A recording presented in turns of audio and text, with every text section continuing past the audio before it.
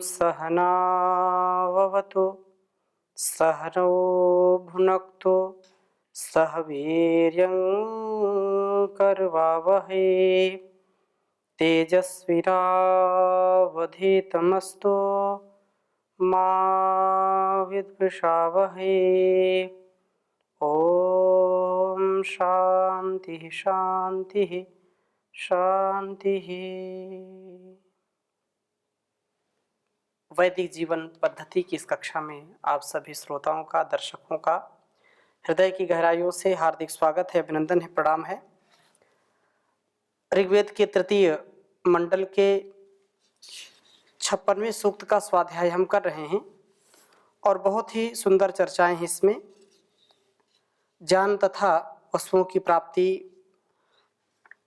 दिव्य जीवन, भव्य जीवन और समर्थ सशक्त हमारा जीवन हो, हमारे अंदर हर प्रकार से उत्तम गुणों का आधान हो, हम सभी व्यवधानों में भी सावधान होकर के जीवन को जीने वाले हों, क्योंकि जीवन का जो निष्कलंक निष्पाप चरित्र होता है वह व्यक्तित्व समाज के लिए आदर्श होता है।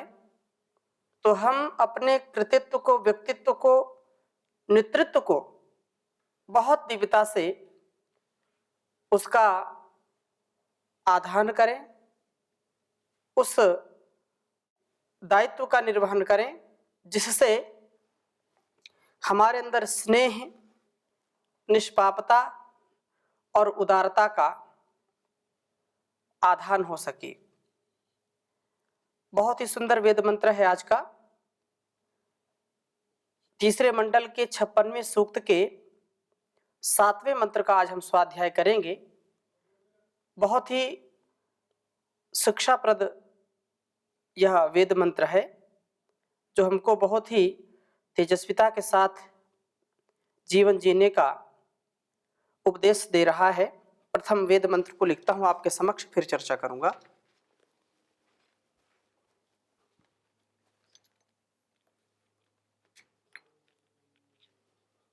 ओम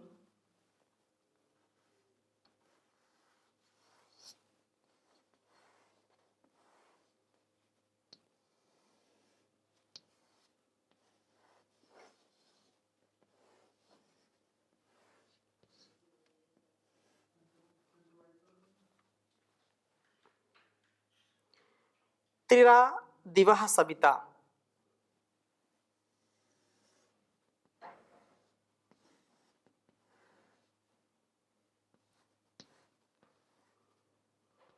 त्रिरा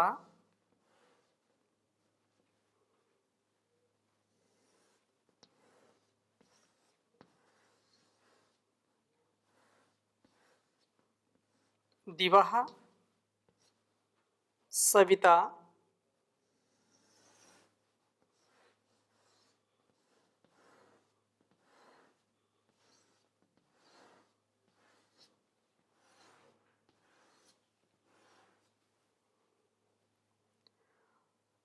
सोषवीति राजाना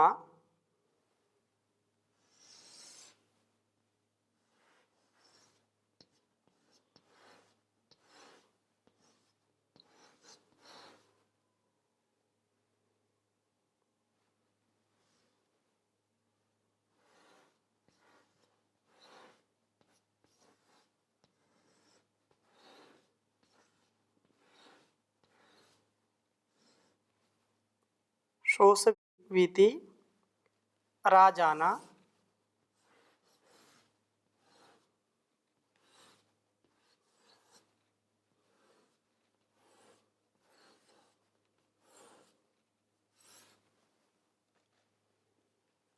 मित्रा वरुणा सुपाणी।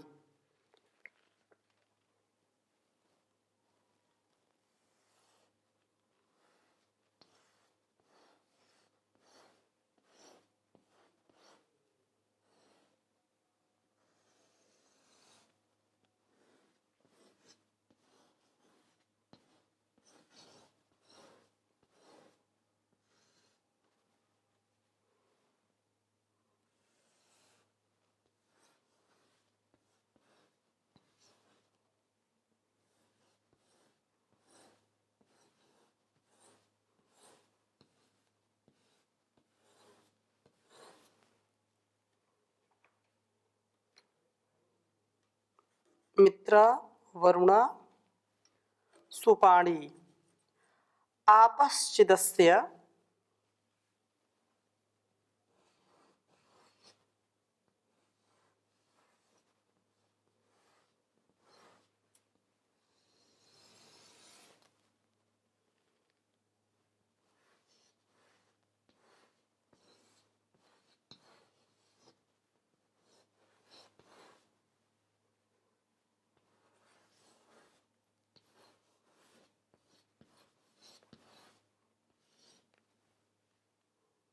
रोदसी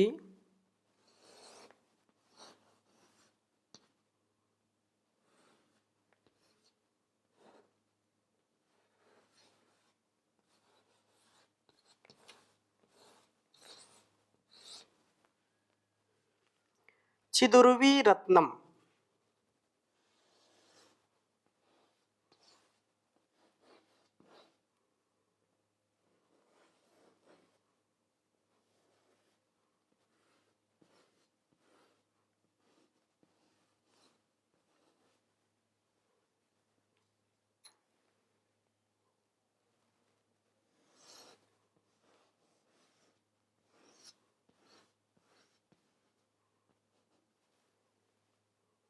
भिक्षन्त सवितुः सवाय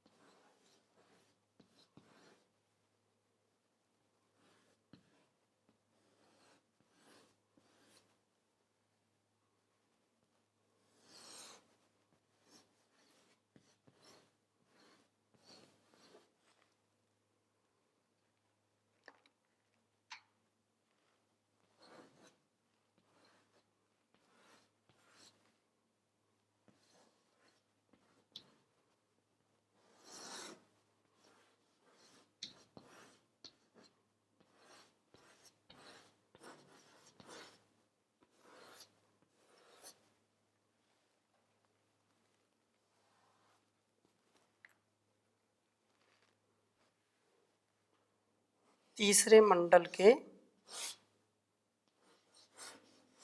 56वें सूक्त का यह 7वां मंत्र है। ओम त्रिरादिवः सविता शोषवीति राजाना मित्रा वरुणा सुपाणी आपश्चिदस्य रोदसी चिदुर्वी रत्नम भिक्षन्ता सवितु सवाय।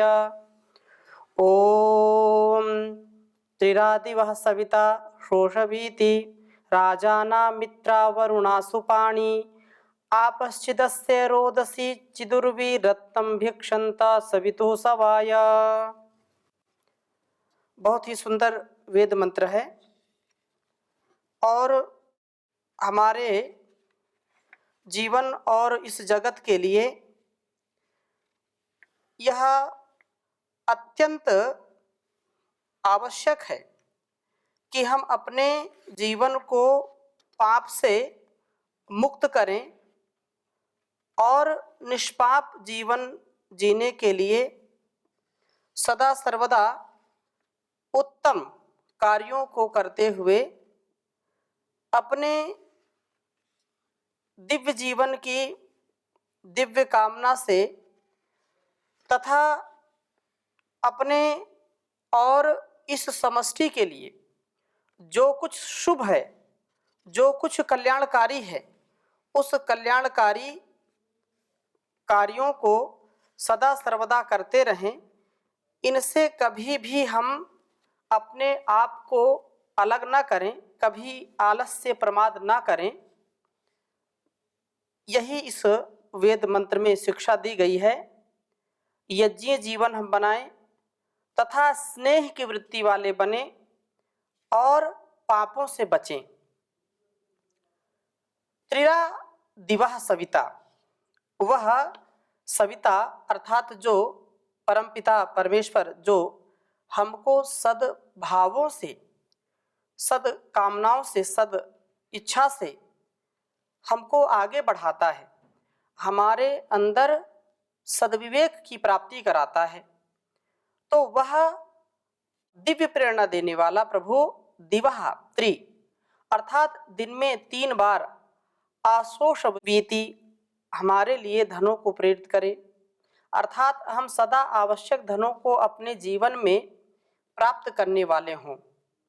जीवन का प्रातः काल जो होता है वह प्रथम 24 वर्ष हैं और जो मध्याह्न वह है अगले 44 वर्ष तथा सायं अंतिम 48 वर्ष हैं। हमें प्रभु इन सब समयों में आवश्यक धन प्राप्त कराते हैं। कहने का आशय क्या है कि जब हम विद्यार्थी होते हैं, ब्रह्मचर्य का पालन करते हैं, तो वह समय हमारे लिए विद्यार्जन का होता है।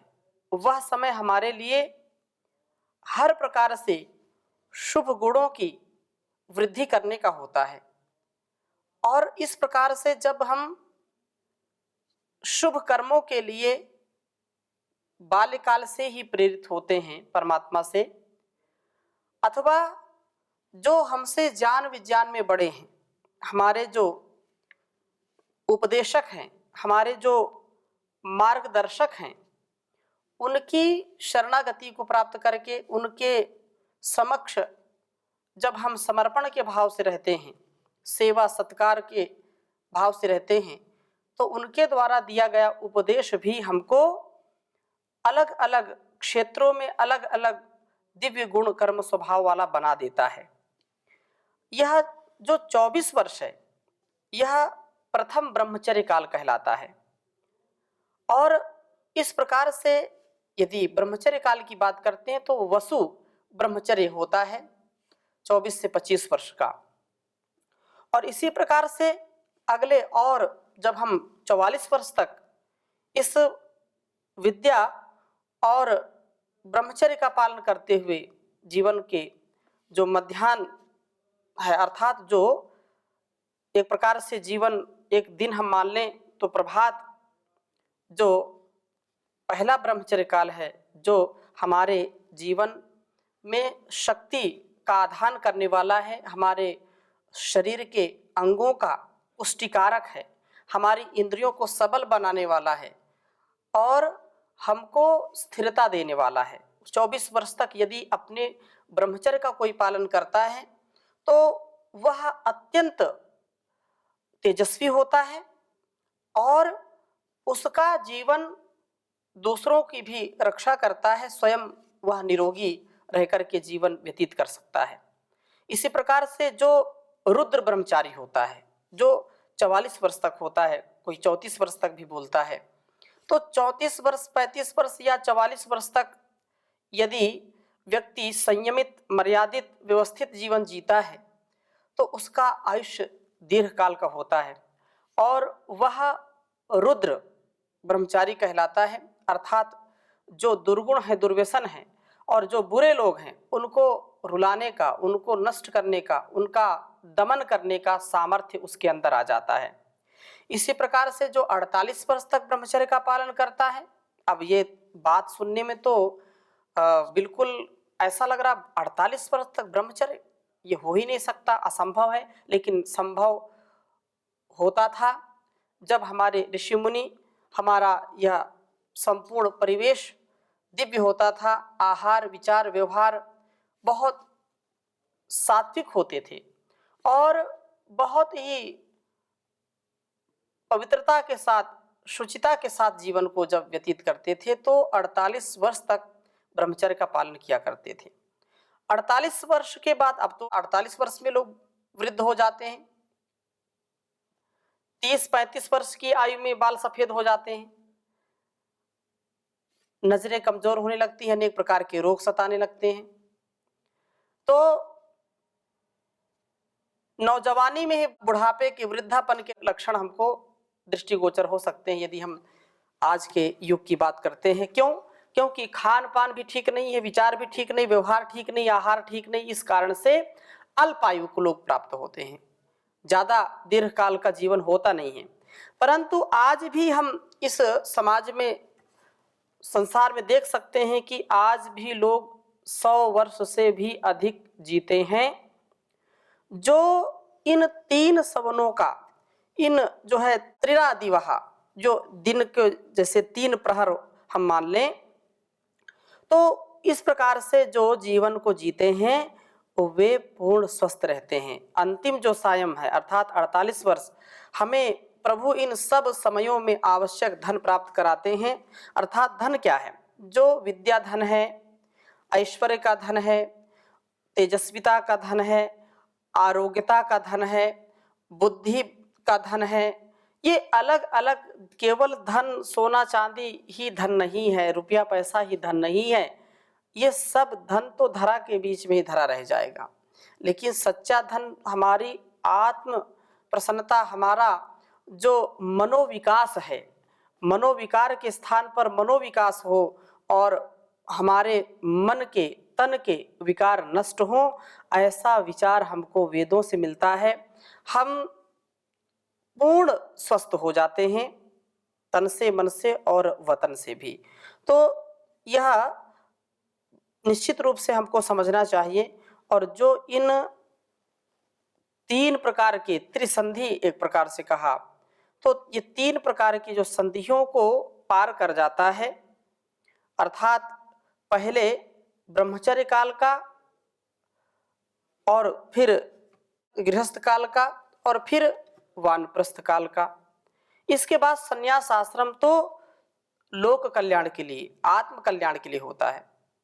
ऐसे ही त्रिसंधि के रूप में यदि चर्चा करें तो उत्तम माता, उत्तम पिता और उत्तम गुरु, जब तीन ये हमारे मुख्य शिक्षक जो चरित्रवान होते हैं, जो बुद्धिमान होते हैं, जो सदाचारी परोपकारी होते हैं, उनके द्वारा जो संतान पुष्पित पल्लवित की जाती है, जो ज्ञान के माध्यम से अभिषिक्त की जाती है, वास्तव में उस संतान का संसार में कोई भी सामना नहीं कर सकता है, इतनी तेजस्वी उसकी संतान होती है।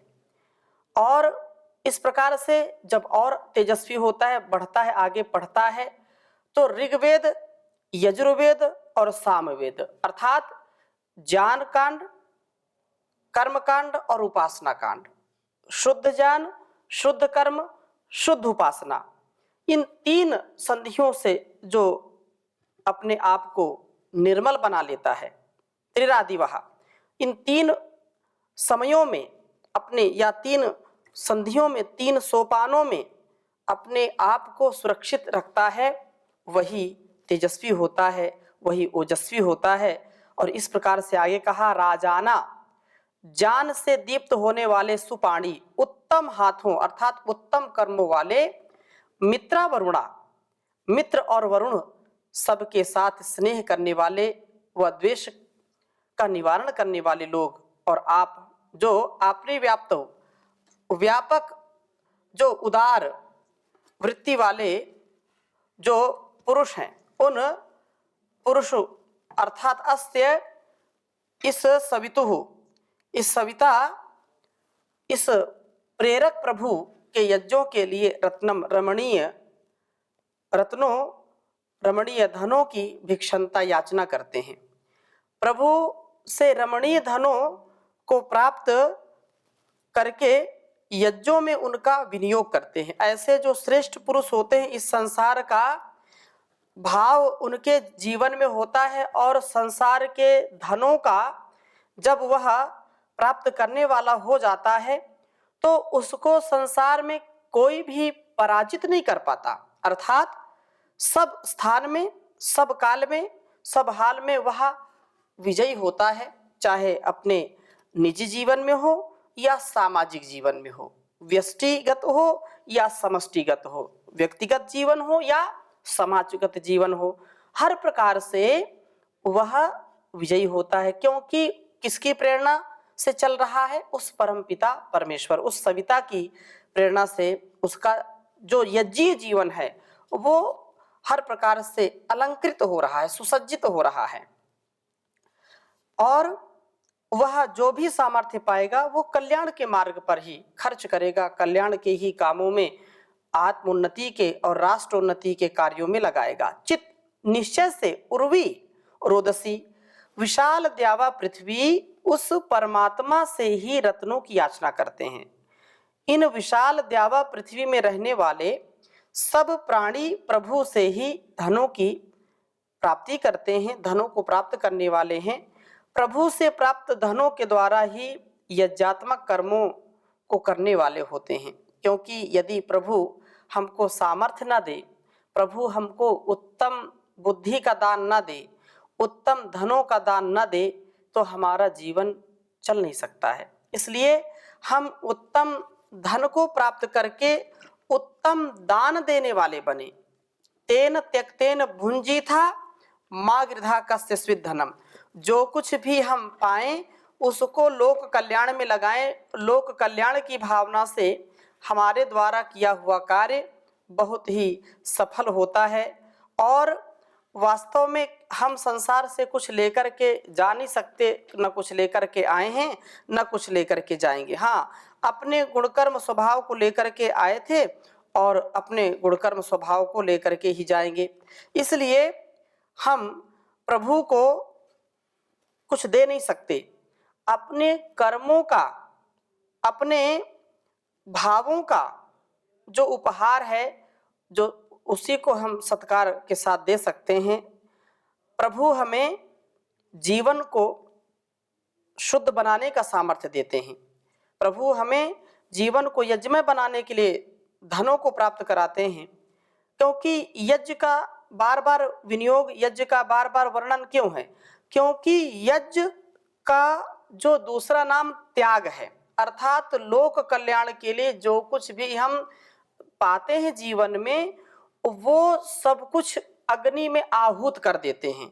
अर्थात ज्ञान के द्वारा अपने जीवन को और इस जगत को सुंदर बनाने के लिए हर प्रकार से हम जो कुछ भी पाते हैं, चाहे कितना भी शुद्ध, कितना भी कीमती कुछ भी हम पाते हैं, कोई भी पदार्थ पाते हैं, तो उसको हम अग्नि में दे देते हैं और अग्नि उसको जला करके भस्म नहीं करती, उसको राख नहीं बनाती। ऐसे तो बनाती है, लेकिन पदार्थ विज्ञान क्या है कि अग्नि में हम कोई वस्तु डालते हैं तो उसका हजारों गुना उसका भाग करती है और हजारों गुना उसका भाग करके इस समष्टि को दे देती है। अर्थात इस समष्टि में वह छोटा सा पदार्थ, एक चम्मच घृत या एक कोई भी पदार्थ डालते हैं, अग्नि उसको जलाती है, लेकिन उसके गुणों को हजार गुना बढ़ा करके इस पूरे वातावरण में फैला देती है, जिससे अतिशय कल्याण होता है, रोगों का नाश होता है और वातावरण की शुद्धि होती है, मन की शुद्धि होती है, तन की शुद्धि होती है। इसलिए यज्ञीय जीवन को बनाने के लिए हमको सदा अग्रसर रहना चाहिए। सदा हमको अति प्रसन्नता के साथ यज्ञीय जीवन बना करके लोक कल्याण करना चाहिए। हम स्नेह की वृत्ति वाले बने, हमारे अंदर किसी के भी प्रति ईर्ष्या द्वेष का भाव ना हो। हम सब प्राणियों से स्नेह करने वाले बने, निष्पाप जीवन वाले, व्यापक उदार भावना वाले बने और ऐसा बनकर के यज्ञों में प्रवृत्त होते रहें। हम ऐसी प्रेरणा से प्रेरित हों जो कभी भी हार न माने और निरंतर हमारा जीवन उस प्रभु की शरणागति को प्राप्त हो। इसलिए हम उसको बार बार नमस्कार करें और बार बार नमस्कार करके उसके द्वारा दिए गए संस्कार का सदुपयोग करें, सत्कार करें, उसका तिरस्कार न करें। हम अपने अंदर से उठने वाली प्रेरणाओं का जब तिरस्कार करते हैं तभी हमारा जीवन रोगी हो जाता है, हमारा जीवन कष्टमय हो जाता है, दुखमय हो जाता है। इसलिए परमात्मा का बार बार धन्यवाद करें कि हमको अच्छी अच्छी प्रेरणाओं से, दिव्य प्रेरणाओं से हमको आगे बढ़ाए। इसलिए नमस्कार भगवन तुम्हें, भक्तों का बारंबार हो। श्रद्धा रूपी भेंट हमारी, मंगलमय स्वीकार हो। तुम कण कण में बसे हुए हो, तुम में जगत समाया है। तिनका हो चाहे पर्वत हो, तुझ में जगत समाया है, सभी तुम्हारी माया है। तुम दुनिया में हर प्राणी के जीवन के आधार हो, श्रद्धा रूपी भेंट हमारी मंगलमय स्वीकार हो। सबके सच्चे पिता तुम ही हो, तुम ही जग की माता हो, भाई बंधु सखा सहायक रक्षक पोषक दाता हो। चींटी से लेकर हाथी तक सबके सृजनहार हो, श्रद्धा रूपी भेंट हमारी मंगलमय स्वीकार हो। ऋषि मुनि योगी जन सारे तुझसे ही वर पाते हैं, क्या राजा क्या रंक तुम्हारे दर पे शीश झुकाते हैं। परम दयालु परम कृपालु करुणा के भंडार हो।